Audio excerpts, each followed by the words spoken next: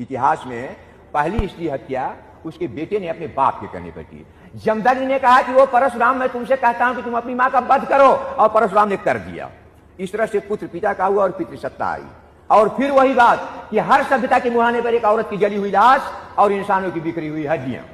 ये लाश जली नहीं है, जलाई गई है। ये हड्डियां बिखरी नहीं है, बिखेरी गई हैं। ये आग लगी नहीं है, लगाई गई है। ये लड़ाई छिड़ी नहीं है, छेड़ी गई है। लेकिन कविता भी लिखी नहीं है, लिखी गई है। और जब कविता लिखी जाती है तो आग भड़क जाती है। मैं कहता हूं तुम उसको बचाओ मेरे लोगों इस आग से, तुम मुझे इस आग से बचाओ मेरे पूरब के लोगों, जिनके सुंदर खेतों को तलवार की नोकों से जोता गया, जिनकी फसलों को रथों के चक्कों के तले रौदा गया। तुम पश्चिम के लोगों मुझे बचाओ इस आग से, जिनकी स्त्रियों को बाजारों में बेचा गया, जिनके बच्चों को चिवनियों में झोंका गया।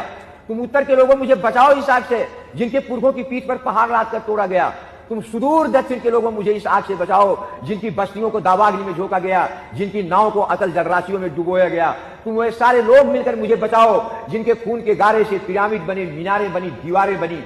क्योंकि मुझको बचाना उस स्त्री को बचाना है जिसकी लाश मोहनजोदड़ो के तालाब की आखिरी सीढ़ी पर पड़ी है। मुझको बचाना उन इंसानों को बचाना है जिनकी हड्डियां तालाब में बिखरी पड़ी हैं। मुझको बचाना अपने पुरखों को बचाना है। मुझको बचाना अपने बच्चों को बचाना है। तुम मुझे बचाओ, मैं तुम्हारा कवि।